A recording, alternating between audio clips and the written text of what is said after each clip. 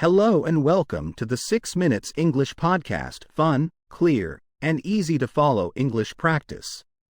Remember to like this video and subscribe, so English can be part of your daily life. You know, I was just walking past that bakery and the smell of fresh bread was absolutely incredible. It really got me thinking about how powerful our sense of smell is.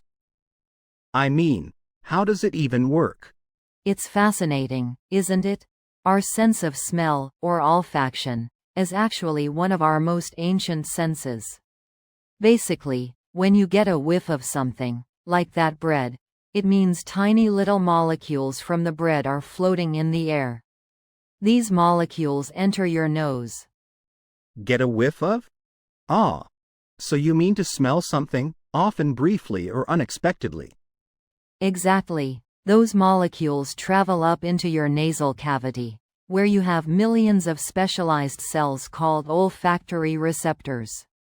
Each receptor is designed to detect specific types of odor molecules, kind of like a lock and key. When a molecule fits a receptor, it sends an electrical signal to your brain. So it's not just one big sensor, but lots of tiny specific ones? That's really clever. It explains why we can distinguish so many different smells. Precisely. Humans have about 400 different types of these olfactory receptors, and they can combine in various ways to recognize an estimated trillion different scents. Your brain takes all those signals and interprets them as the smell of fresh bread, or coffee, or a rose.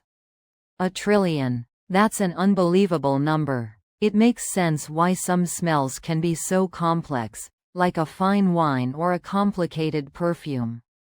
But what I find really amazing is how smells are often linked to memories. Like, I'll smell something random and it's all coming back to me from years ago.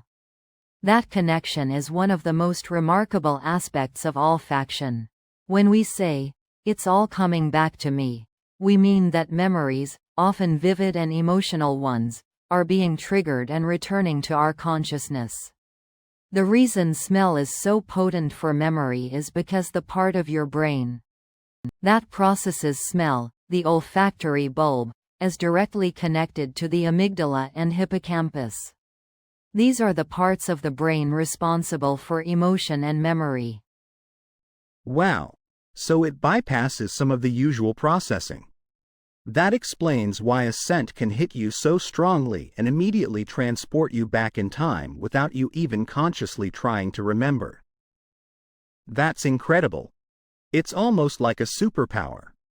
And it makes you wonder about the evolutionary purpose of it all. Beyond just recognizing food or danger, I mean. That's really interesting. So our bodies are communicating on a chemical level that we might not even realize. It's like a silent language. I remember reading once that dogs' sense of smell is vastly superior to ours. Is that true? That's why they're so good at sniffing out things like drugs or even cancer. It's amazing how different species have evolved their senses according to their needs. Do people also differ a lot in their sense of smell? I've heard of people losing their sense of smell, especially after certain viral infections. It must be so disorienting to not be able to smell your food or recognize familiar scents. It really does put it into perspective. From a simple bakery smell triggering fond memories to guiding animals through their environment, it's far more intricate and important than I ever considered. It's not just about pleasant or unpleasant odors, it's a whole silent world of information. Thanks for listening to English Boost. Remember, practice a little every day and you'll see big results. See you in the next episode.